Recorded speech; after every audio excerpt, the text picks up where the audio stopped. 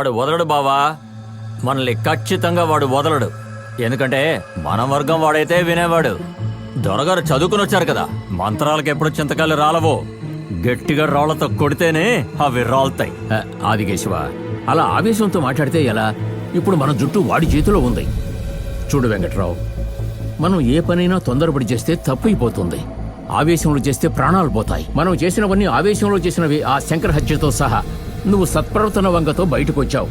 రేపు కోర్టు నీ విడుదలని రద్దు చేసిందనుకో, నువ్వు చచ్చేంత వరకు జైల్లోనే ఉండాలి. ఆ దేవుడు కూడా నేను కాపాడలేడు, జాగ్రత్త. అయితే నువ్వు వాడిని వదిలేయమంటావా? ఆయన వదిలేయమనలేదుగా. ఊరికి ఆవేశపడకుండా తొందరపడకుండా ఆలోచించి చేయమంటున్నారు. చూడన్నయ్య, మాకో కష్టం అంటే నువ్వు ఉన్నావు, కానీ నీకు ఒక జీవితం ఉంది. అది ఆలోచించి చెయ్యి.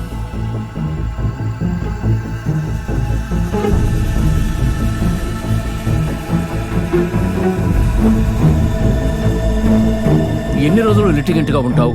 కొద్ది రోజులు వెంకట్రావుగా ఉండు. అతని వల్ల బాధపడింది మనం మాత్రమే కాదు, మనలాగే చాలా మంది దెబ్బతిన్నారు. ఆ రాళ్లక్వారీ Ranga, night bar Rangamurthy, local inspector Govindu, ఓ గుంపు కోపంగా ఉన్నారు.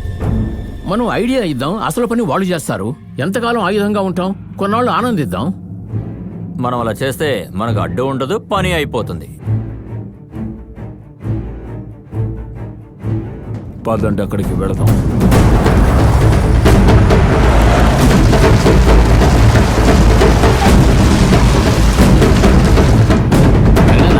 గోవిందు, రంగా ఎక్కడ? ఇన్స్పెక్టర్ గారిని కలవడానికి వెళ్ళారు. ఇన్స్పెక్టర్ సరే, అక్కడికే వెళ్తాం. సరే అన్న.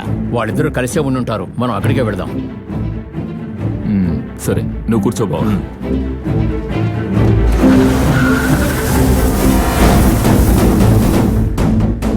నైట్ బార్ రంగమూర్తిని కలవడానికి ఆయన రంగగారు వెళ్లారు. రంగమూర్తినా? తోటకు పోనివరా.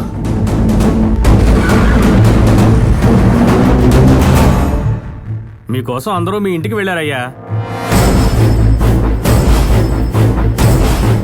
వెంటనే ఇంటికి పోనివా.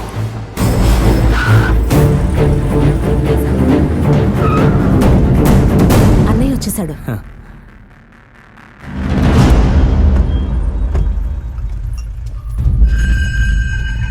నమస్కారం సార్.